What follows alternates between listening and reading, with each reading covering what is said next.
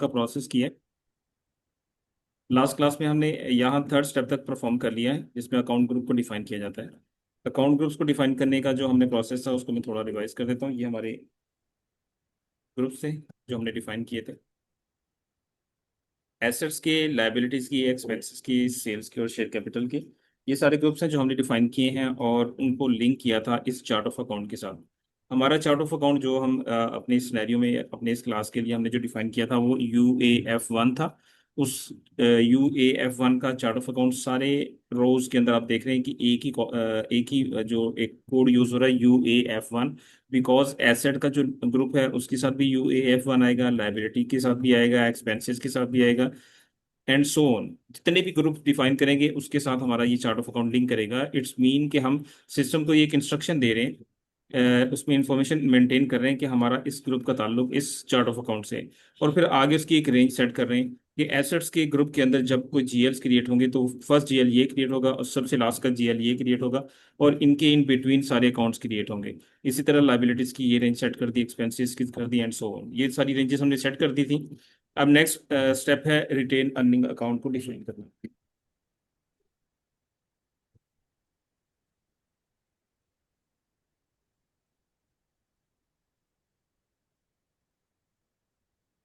Retain earning account, पहले retain earning को थोड़ा सा अंडरस्टैंड कर लेते हैं। What is retain earning account? जैसे कि हमारा कोई बिजनेस होता है तो उसका जाहिर है जब ईयर एंड होता है तो हम ये देखते हैं कि हमें क्या प्रॉफिट या लॉस होता है। तो अगर हम, मैं एक छोटी सी एग्जांपल यहाँ पे आपके साथ शेयर करता हूँ।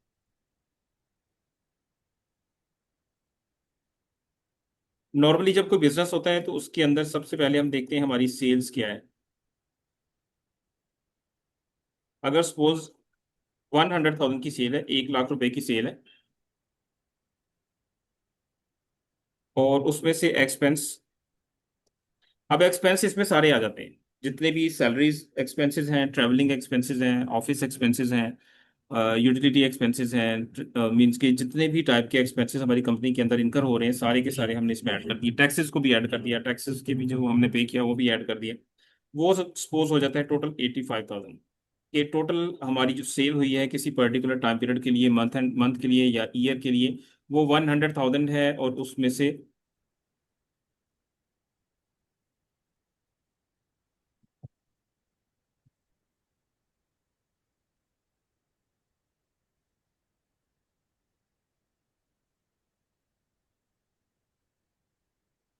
देखिए अब्दुल रहमान, बिल्कुल केस स्टडी मैं आपको दूंगा। पहले एक प्रोसेस को थोड़ा सा समझ लें कि हमने करना क्या है।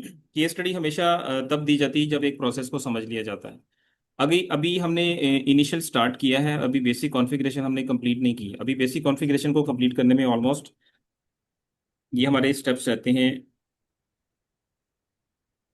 अभी 13 स्टेप्स हमारे रहते हैं जो कि सिर्फ और सिर्फ बेसिक कॉन्फ़िगरेशन के हैं। अभी इससे आगे अकाउंट्स पेबल का मॉड्यूल स्टार्ट होना है, अकाउंट्स पेबल का मॉड्यूल स्टार्ट होना है, उसके बाद फिर अकाउंट्स रिसीवेबल का मॉड्यूल स्टार्ट होना है, और उसके बाद फिर आप टैक्स कॉन्फ़िगरेशन होगी, फिर फॉरेन करेंसी की ट्रांजेक्शन होगी, फिर कैश जनरल की कॉन्फ़िगरेशन होगी, फिर हाउस बैंक की मैनेजमेंट की ट्रांजेक्शन होगी, बैंक रिकॉन्सिलेशन की कॉन्फ़िगरेशन करेंगे, फिर एसेट अकाउंटिंग की करेंगे। तो ये तो बहुत लंबा सिनेरियो है। तो अगर अभी से हम केस स्टडी की तरफ फोकस करेंगे तो हम तो अपने जो एक्चुअल हमारी डायरेक्शन है उससे डाइवर्ट हो जाएंगे। क्या ख्याल है Abdul Rahman? Are you agree with it? Case study हमेशा आपको इस चीज़ का अंदाजा होगा। केस स्टडी हमेशा तब दी जाती है जब एक फंक्शन जो है परफॉर्म हो जाता है, जब एक चीज़ को आप चीज़ को प्रोसेस को समझ लेते हैं। ठीक है, अगर मैं आपको एक केस स्टडी दे देता हूँ जी कि आपने सपोज यूनिलीवर की कोई एक सब्सिडरी है, आपने उसके उसका एक रियल प्रोजेक्ट लेके उसके ऊपर आपने वेंडर की कॉन्फ़िगरेशन करनी है और आपने फॉरेन करेंसी की कॉन्फ़िगरेशन करनी। फॉरेन करेंसी तो हम 1 महीने बाद पढ़ेंगे, तो आप अभी से फॉरेन करेंसी कैसे करेंगे? ठीक है। तो पहले मैं ये कह रहा हूँ कि पहले सिस्टम को समझ लें, पहले प्रोसेस को समझ लें। उसके बाद आप जितनी मर्जी प्रैक्टिस करें, आपके पास सिस्टम अवेलेबल होगा और टाइम पीरियड अवेलेबल होगा, आप जितनी मर्जी प्रैक्टिस करें। इसके लिए हुसैन साहब, मैंने आज भी कांटेक्ट किया था। हम आपके जो यूज़र आईडीज़ हैं वो भी प्रोसेस में है इंशाल्लाह। होपफुली कोशिश तो है कि कल तक आप लोगों को मिल जाए। ठीक है। तो बाकी जो भी इन्फॉर्मेशन होगी वो मैं इंशाल्लाह अकॉर्डिंगली आप लोगों को, सब लोगों के मेरे पास नंबर आ चुके हैं बाई नेम। आप लोगों ने मुझे अपने जब अटेंडेंस शेयर की है, तो आपके जो यूज़र आईडीज़ हैं वो भी बाई नेम ही आप लोगों को वन बाई वन में असाइन करूंगा। वो अगर मीन्स के कल हो जाते हैं तो बहुत ही अच्छी बात है क्लास से पहले। तो मैं आप लोगों को क्लास के अंदर उसका प्रोसेस भी बता दूंगा, और अगर नहीं होता तो मैं आप लोगों के वन बाय वन आप लोगों के यूजर शेयर कर दूंगा आप लोगों की, अगर ड्यूरिंग द वीक होता है। और उसमें फिर एक मैं वीडियो भी आपके साथ शेयर करूंगा जिसमें लॉगिन का प्रोसेस बताया होगा। अगर उसके बावजूद भी आपको किसी जगह पे लॉगिन करने में इशू आए तो मेरा व्हाट्सएप नंबर आप लोगों के पास अवेलेबल होगा। आप एनी टाइम मुझे कांटेक्ट कर सकते हैं कि ये इशू आ रहा है, तो मैं आप लोगों को प्रॉपर गाइड कर दूंगा, ठीक है।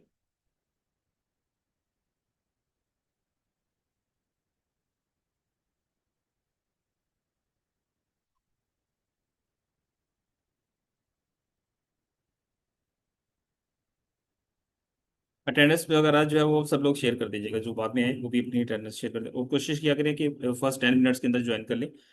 इंटरनेट का इशू हो सकता है, बिल्कुल आई कैन अंडरस्टैंड, लेकिन कोशिश किया करें फर्स्ट 10 मिनट्स में ज्वाइन कर लें, ताकि हम एक ही दफ़ा अटेंडेंस भी हो जाए आप सब लोगों की, और साथ ही हम एक दफ़ा स्टार्ट कर दें। तो अभी हम बात कर रहे थे कि रिटेन अर्निंग का अकाउंट क्या होता है। नॉर्मली जब हम कोई भी बिजनेस करते हैं तो उसमें हम देखते हैं हमारी सेल्स कितनी है। सपोज मैंने यहाँ पे एक एग्जांपल दी है कि 100,000 हमारी सेल है बिजनेस की, और उसमें से 85,000 अटेंडेंस के लिए मैं एक नंबर आपको शेयर कर रहा हूँ। ये मैंने एक व्हाट्सएप नंबर शेयर किया, ये मेरा व्हाट्सएप नंबर है, ठीक है। आप इसके ऊपर अपना नेम, अपना कंप्लीट नेम और अपना रजिस्ट्रेशन नंबर, ये दो चीज़ें शेयर करनी है आपने, ठीक है। नेक्स्ट टाइम भी आपने, जो न्यू कमर्स है जिन्होंने आज ज्वाइन किया वो भी नोट कर लीजिएगा। वो नेक्स्ट टाइम भी आप लोगों ने अटेंडेंस ऐसे ही शेयर करनी है, कल की क्लास में भी और आगे जो फर्दर जितनी भी क्लासेस होंगी आप लोगों ने ऐसे ही ज्वाइन करनी है, अटेंडेंस ऐसे ही शेयर करनी है आप लोग। तो अब ये सेल्स है 1 लाख रुपए की, उसमें से टोटल हमारे एक्सपेंसेस हो गए 85,000, मीन्स के अब एक्सपेंसेस तो डिफरेंट टाइप्स के होते हैं, लेकिन मैंने सारे एक्सपेंसेस जो है, जी जी, यूनिवर्सिटी का रजिस्ट्रेशन नंबर जो है, तो मैंने सारे के सारे एक्सपेंसेस ऐड कर लिए, तो एंड पे हमारा नेट प्रॉफिट आ गया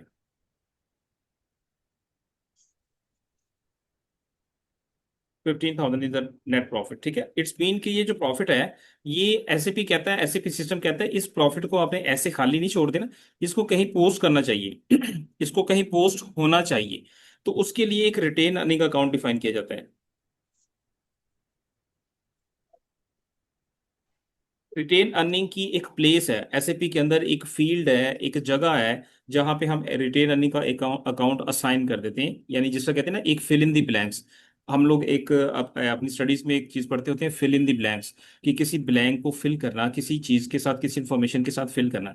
तो यहाँ पे भी एक रिटेन अर्निंग अकाउंट की एक फील्ड होगी, उसको हमने ब्लैंक, वो ब्लैंक होगी तो हमने फिल करना है, ठीक है। उसको फिल करना है जस्ट इसलिए कि हम आगे फर्दर जब भी जीएल को, रिटेन अर्निंग के जीएल को यूज करें या कहीं पे भी अप्लाई करें, तो हमें पता हो कि हमने उस जगह पे इसको असाइन को रिजर्व किया था, और आगे हम उसको अभी यूज करेंगे।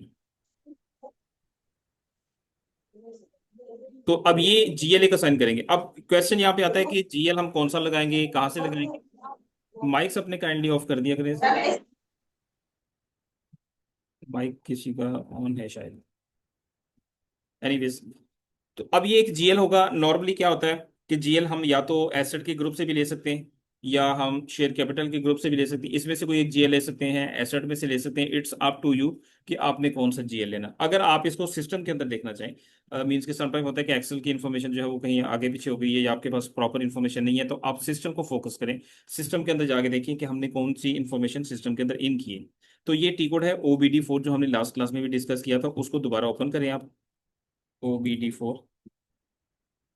और इसमें हमारा चार्ट ऑफ अकाउंट था UAF1, उसको आपने फाइंड करना है, और उसमें जाके जो आपका शेयर कैपिटल का ग्रुप है उसके अंदर से कोई एक जीएल उठा के हमने इसको रिजर्व कर देना, उसको साइन कर देना।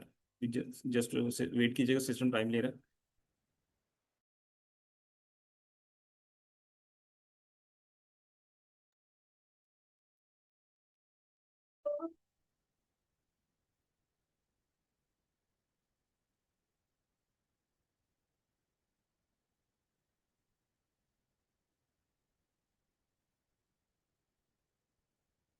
टी कोड है OBD4, ये टी कोड होता है अकाउंट ग्रुप्स को डिफाइन जहाँ पे हम करते हैं, जो लास्ट सेशन में हमने किया था। तो यहाँ नीचे पोजीशन की एक ऑप्शन आ रही है, इस पर क्लिक करके आपने UAF1, ये हमारा चार्ट ऑफ अकाउंट था, इसको आपने क्लिक करना है,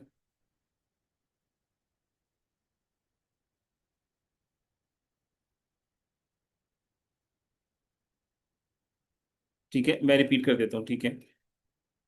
ये टी कोड की एक फील्ड है, या ये एसएपी की स्क्रीन है, यहाँ पे एक टी कोड एंटर करते हैं। टी कोड मीन्स के ट्रांजैक्शन कोड। जब हम कोई भी ट्रांजैक्शन किसी भी स्क्रीन पे एसएपी की जाना चाहते हैं, तो हम यहाँ पे एक टी कोड एंटर करते हैं। और किस चीज का टी कोड एंटर करेंगे? अकाउंट ग्रुप डिफाइन करने का। वो हमने लास्ट सेशन में किया था, ये वाला नंबर 3, OBD4।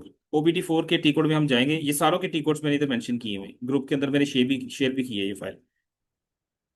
OBD4 में टाइप करके एंटर किया। अभी इसके बाद चार्ट ऑफ अकाउंट है UAF1, उसको यहाँ पे टाइप किया और यहाँ पे क्लिक किया। तो ये देखें, 1 2 3 4 5, ये 5 ग्रुप्स हमारे डिफाइन हुए, जिसमें एसेट का है, एक्सपेंसेस का है, लाइबिलिटीज का है, इनकम का, और शेयर कैपिटल का नहीं बना हुआ। हम शेयर कैपिटल का एक बना लेते हैं। एक यहाँ पे नया प्रोसेस भी देख लें कि अगर कोई ग्रुप नया बनाना हो तो वो कैसे बनता है।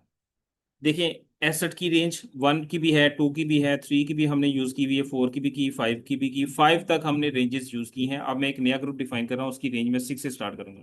तो न्यू एंट्री पे आएंगे, UAF1, ये मेरा chart of account, first field में ये एंटर करेंगे।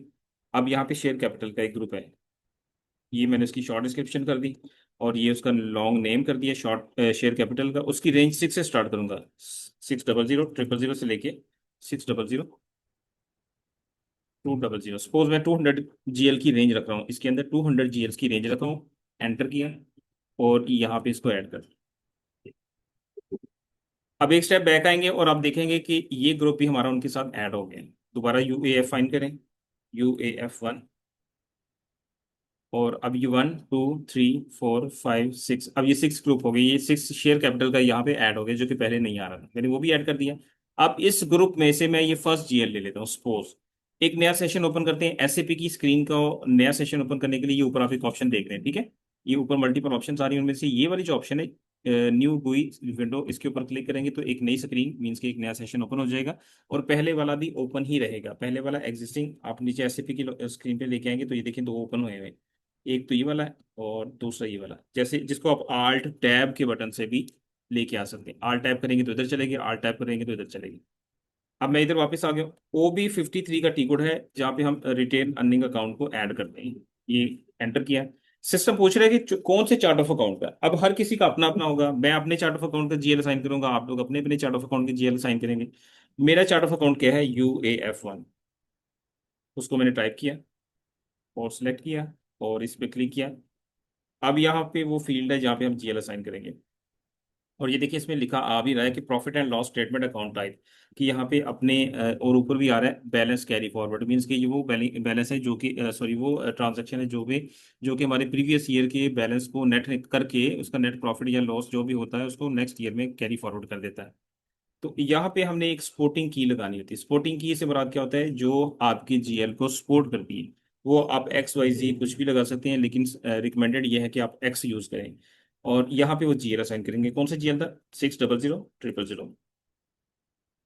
ठीक है, इसको एंटर करने के बाद आपने यहाँ पे टारगेट करने के बाद आपने इसको सेव कर देना। ठीक है, रिटेन अर्निंग हमने यहाँ पे एक फिल इन दी ब्लैंक्स के अंदर, ब्लैंक के अंदर एक फिल कर दिया, एक अकाउंट फिल कर दिया। अब इसको हम आगे जाके कहीं पे भी यूज करेंगे तो हम इसी GL को as a retain earning account बनाएंगे और यूज करेंगे। ये रिजर्व कर दिया, बेसिकली हमने इस GL को यहाँ पे रिजर्व कर दिया। अब ये GL किसी और को नहीं हम असाइन करेंगे, ये रिटेन अर्निंग का अकाउंट है। ये हम रिटेन अर्निंग के अकाउंट को ही असाइन करेंगे और उसी के लिए यूज करेंगे।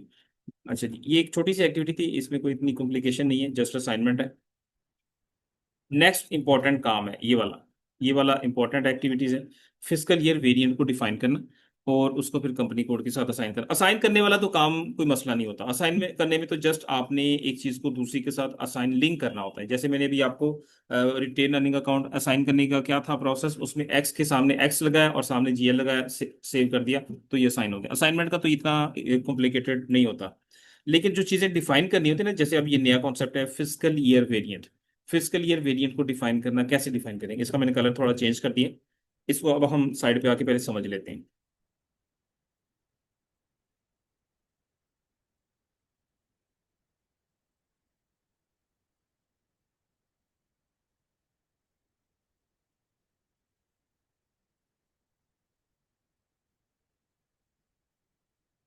मैं यहाँ पे देख रहा हूँ फिजिकल ईयर वेरिएंट यहाँ पे दिया हुआ है। ये ठीक है, इसको हम कहते हैं physical year variant.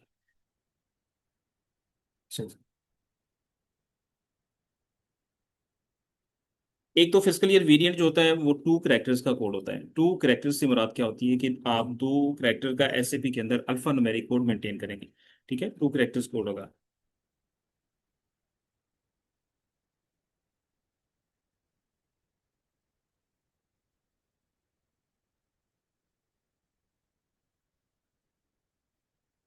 Alpha numeric code, alpha numeric code से मुराद क्या होती है कि उसको आप अल्फाबेट्स में भी लिख सकते हैं, ए भी रख लें, एक्स वाई रख लें, ए एक्स रख लें, एस ए रख लें, या ए 1 S1 A3 S4 इस तरह रख सकते हैं। ठीक है, ये अल्फा न्यूमेरिक भी हो सकता है, अल्फाबेट्स भी हो सकते हैं, और न्यूमेरिक वैल्यूज मीन्स के 12 13 44 68 ये भी रख सकते हैं। ये 2 कैरेक्टर्स का होगा। ये स्टैंडर्ड के अंदर 2 कैरेक्टर्स का होता है। अभी मैं आपको उसकी स्क्रीन पे भी लेके जाऊंगा, पहले उसको समझ लें। पूरी दुनिया के अंदर 4 तरह के फिजिकल ईयर वेरिएंट यूज होते हैं, जो पूरी वर्ल्ड के अंदर डिफरेंट डिफरेंट कंट्रीज में यूज होते हैं। सबसे पहला है जैन टू दिसंबर, जो जैन से स्टार्ट होता है, दिसंबर में क्लोज होता है। सेकंड है अप्रैल टू मार्च। थर्ड है जुलाई टू जून, जो कि हमारे पाकिस्तान में यूज होता है। And the second last one is October to September.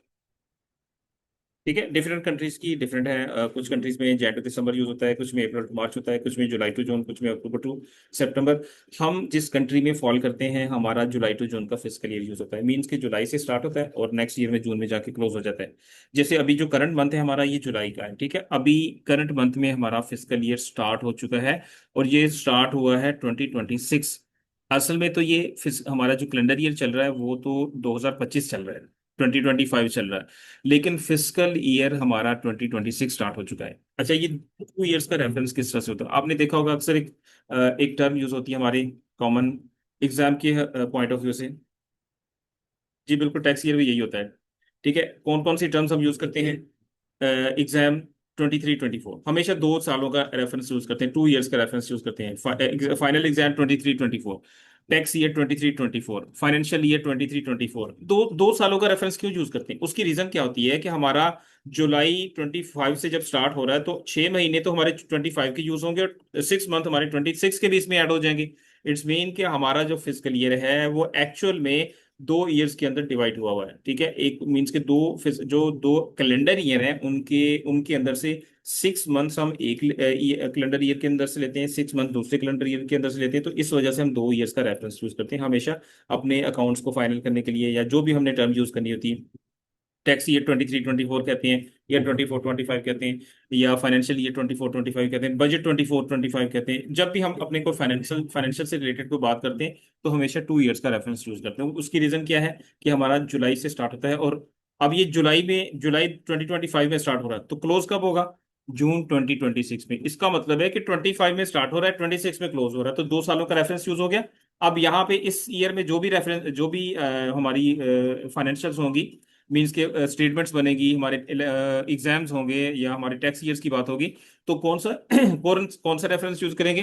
Tax year 25 26, financial year 25 26, या रिटर्न, टैक्स रिटर्न जिसको हम कहते हैं 25 26, इस तरह की टर्म्स हम यूज करेंगे। और ये क्लोज कब होगा? जून 2026 में जाके। अच्छा, उसके बाद 2 कॉन्सेप्ट हैं अलग अलग। एक होता है फिजिकल ईयर, एक होता है कैलेंडर ईयर। क्या आप लोगों में से कोई भी मुझे ये बता सकते हैं what is the difference between physical year and calendar year? या दोनों एक ही चीज के दो नाम हैं, या एक ही चीज है, या अलग अलग हैं? लेकिन अगर अलग अलग हैं तो इनमें क्या डिफरेंस है? क्या एनीवन कोई बता सकता है मुझे?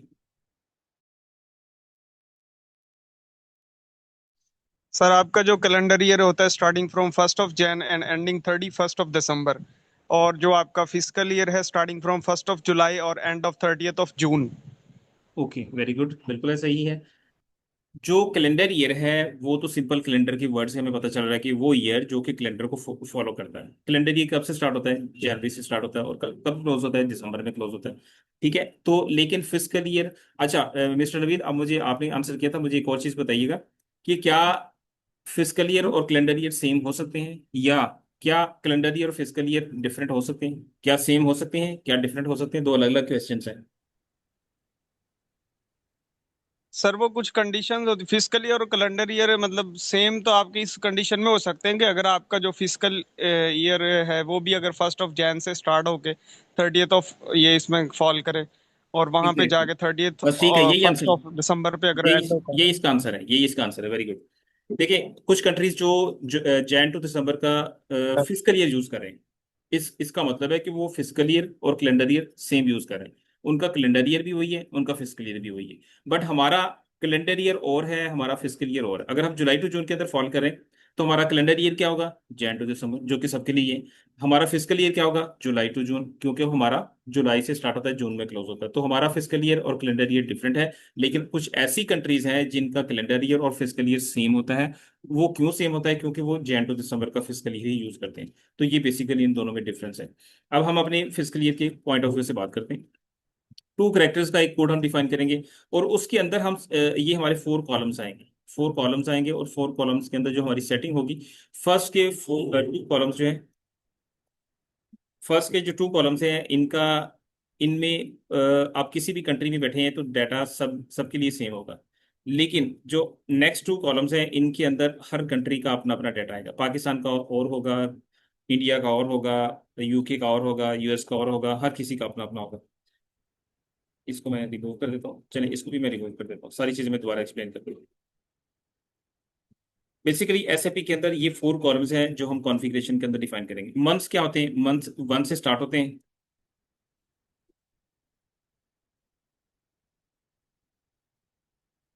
और 12 पे जाके क्लोज होते हैं। ये वही ईयर के जो 12 मंथ्स होते हैं, हम उनकी बात करें।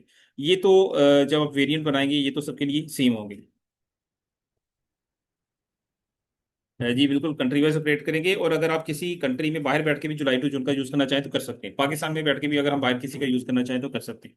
ये जरूरी नहीं कि अगर आप किसी लाइक अगर पाकिस्तान में बैठे हैं तो आप जुलाई टू जून का ही यूज करेंगे, आप किसी और का यूज करना चाहें तो कर सकते हैं।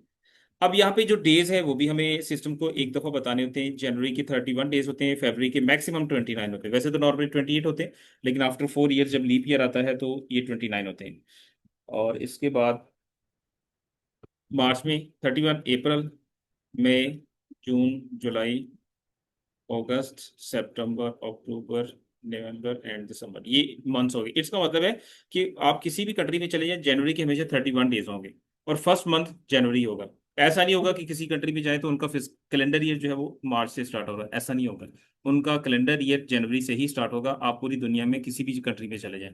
और जनवरी के 31 डेज हर किसी कंट्री में होंगे, फरवरी के 29 होंगे, मार्च के 31, 30 एंड सो ऑन। ये दो कॉलम्स ऐसे हैं जो कि किसी भी कंट्री में चेंज नहीं होंगे, ये सेम एज इट इज रहेंगे। डिफरेंस आता है यहाँ पे आगे, पीरियड्स में और ईयर शिफ्ट में। पहले तो पीरियड्स को समझ लेते हैं। अब अगर हम पाकिस्तान में बैठे हुए हैं तो पाकिस्तान के अंदर ये जुलाई का जो मंथ है वो यहाँ पे है, हम इस जगह पे मौजूद हैं इस टाइम। तो इट्स मीन कि हमारा फिजिकल ईयर जुलाई से स्टार्ट हो रहा है, तो फिजिकल ईयर हमारा जो है, फिजिकल ईयर जिसको हम पीरियड कहते हैं, वो 1 ये होगा। हमारा पहला पीरियड ये होगा, सेकंड ये होगा, third, fourth, five and six. Six तो हमारे दिसंबर में जाके क्लोज हो गए। अब सेवन किधर जाएगा, सेवन ऊपर चला जाएगा। सेवन जो है वो जनवरी में आ जाएगा, 8, 9, 10, 11 एंड 12, तो जून में आके क्लोज हो गया। ये जून था ना, छठा माह जून था, तो जून में आके हमारा फिजिकल ईयर क्लोज हो गया। इट्स मीन कि इधर से स्टार्ट हुआ 1, 2, 3, 4, और जब दिसंबर था तो दिसंबर हमारा सिक्स्थ पीरियड है। दिसंबर इज आवर सिक्स पीरियड, अगर अगर हम जुलाई टू जून का फिजिकल ईयर यूज करें। और इसी तरह जो 12th पीरियड है वो जून होगा, जून में आके हमारा क्लोज हो गया। यहाँ से स्टार्ट हुआ, यहाँ पे क्लोज हो गया। ये चीज भी समझ आ गई, इसमें भी कोई इतनी खास कॉम्प्लिकेशन नहीं है। अब ये चीज है, हमने सिस्टम के अंदर उसको एक डायरेक्शन, एक उसको एक इंस्ट्रक्शन देनी है, उसके अंदर एक सेटिंग करनी है जिसके मुताबिक सिस्टम क्या करेगा। सिस्टम जब जुलाई का मंथ आया करेगा तो पीरियड 1 लेके आएगा। अब सिस्टम को कैसे पता चलेगा कि ये पाकिस्तान में बैठे हैं और इनको जुलाई का इनका पीरियड जो है 1 है, सिस्टम को कैसे पता चलेगा। सिस्टम को अभी जो हम सेटिंग करने लगे उससे पता चलेगा। जो फर्स्ट 6 फील्ड्स हैं या 6 लाइन्स हैं, इसमें सब में ये 0 आ जाएगा। ठीक है, जब 1 आएगा तो 1 में आके यहाँ पे +1 आ जाएगा। इसको इस तरह से कर लें।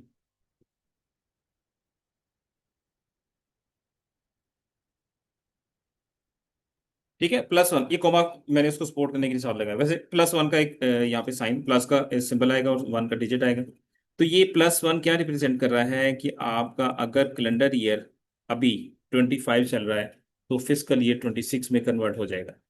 यहाँ से अगर आप लेते हैं, अगर हमारा कैलेंडर ईयर 25 चल रहा है यहाँ से लेके यहाँ तक, तो ये 25 चलेगा।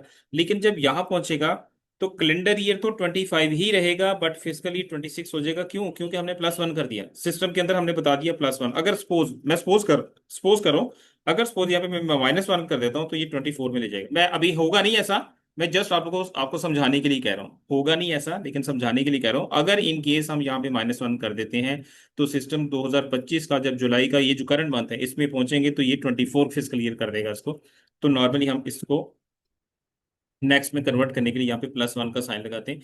अब ये देखें 6 मंथ हमारे एक में चले गए, और यहाँ से 6 मंथ हमारे आगे दूसरे में चले गए। ठीक है, 6 मंथ हमारे एक फिजिकल ईयर के अंदर चले गए, और 6 मंथ फिर पीरियड्स जो है हमारे नेक्स्ट फिजिकल ईयर में चले गए। जैसे मैं आपको 2 ईयर्स के रेफरेंस यूज कर रहा था, इलेक्शन 25-26, टैक्स ईयर 25-26। तो वो इस वजह से दो दो यूज होते हैं कि ये 6 मंथ एक फिजिकल ईयर एक ईयर के अंदर आ रहे हैं और 6 मंथ दूसरे में आ रहे हैं, तो हमेशा दो रेफरेंसेस का इसलिए हम यूज करते हैं। ऐसा क्यों है? ऐसा क्यों मतलब कौन सी चीज क्यों है? अच्छा चले ठीक है, ऐसा मुझे आप ये बताइएगा, अभी आप करंटली स्टडी कर रहे हैं या मैं बताता हूँ, बिल्कुल मैं बताता हूँ। आप अभी करंटली स्टडी कर रहे हैं या जॉब कर रहे हैं? क्योंकि आपके पॉइंट ऑफ व्यू से मैं फिर आपको एक्सप्लेन करूंगा। और अभी कौन से सेशन में है आप? क्या अभी करंटली क्या एजुकेशन आपकी? किस कोर्स में है आप? BS ACC and finance, accounting and finance, ठीक है। BS accounting and finance. अच्छा, अब ये चीज़ को देखें, आपने कभी एग्जाम के अंदर या कभी रिटर्न, सॉरी, कभी उसके अंदर फाइनेंशियल स्टेटमेंट के अंदर कभी 2 ईयर्स का रेफरेंस यूज किया? कभी देखा आपने कि 2 ईयर्स का रेफरेंस यूज किया गया हो? चले बाकी सब चीजें छोड़ दी, इलेक्शन की बात करें। इलेक्शन का तो हर किसी को पता है, इलेक्शन की टर्म से तो हर कोई फेमिलियर है, या टैक्स ईयर की टर्म से तो हर कोई फेमिलियर है। हमेशा हम कहते हैं टैक्स ईयर 2024-25। क्यों 24-25 क्यों कह रहे हैं? 25 क्यों नहीं? एक क्यों नहीं कह रहे? दो क्यों कह रहे हैं? What is the reason behind it? क्योंकि पाकिस्तान एक ऐसा कंट्री है जो कि कैलेंडर ईयर को दो हिस्सों में डिवाइड करके चलता है, जो कि कैलेंडर ईयर को दो हिस्सों में डिवाइड करके चलता है। 6 माह एक कैलेंडर की ईयर की उठाता है, 6 माह दूसरे कैलेंडर ईयर की उठाता है। नहीं नहीं, जून टू जुलाई नहीं, जुलाई टू जून। जुलाई से स्टार्ट होता है, जून में क्लोज होता है, ठीक है। तो जुलाई से जब स्टार्ट हुआ, अब जुलाई कौन सा महीना है? कौन सा महीना? 7th मंथ है ना? 7th मंथ है, तो हमारा फिजिकल ईयर स्टार्ट ही 7 से हो रहा है। बाकी के पहले 6 मंथ किधर चले गए? वो हमारे प्रीवियस में रह गए या हमारे नेक्स्ट में चले गए। यानी कि हमारा जो फिजिकल ईयर स्टार्ट हो रहा है वो जुलाई से हो रहा है। हमारा फर्स्ट पीरियड जुलाई है, अगस्त सेकंड पीरियड है, और सितंबर थर्ड है, अक्टूबर फोर्थ है, नवंबर फिफ्थ है, और दिसंबर सिक्स पीरियड आ गया। अब दिसंबर के बाद तो कैलेंडर ईयर खत्म हो जाएगा, तो हमारा 7वां पीरियड किधर जाएगा? हमारा 7वां पीरियड अगले साल में कन्वर्ट हो जाएगा, नेक्स्ट ईयर में कन्वर्ट हो जाएगा, जो कि नेक्स्ट ईयर का जनवरी होगा। तो हमारा 7th पीरियड जनवरी होगा, जो कि असल में कैलेंडर ईयर का फर्स्ट पीरियड था। लेकिन सिस्टम को कैसे पता चलेगा कि ये पाकिस्तान में बैठे हुए हैं और इनका कैलेंडर ईयर जो है, इनका फिजिकल ईयर जो है वो जुलाई से स्टार्ट होगा, और जब ये जनवरी में पहुंचेंगे तो जनवरी के अंदर जाके इनका पीरियड 7th होना चाहिए। सिस्टम को कैसे पता चलेगा? सिस्टम को हम यहाँ पे ये बताएंगे। ओके, अब यहाँ पे बात आती है कि +1 क्यों लगा रहे हैं? ठीक है, इनमें 0 क्यों लगा रहे हैं, इनमें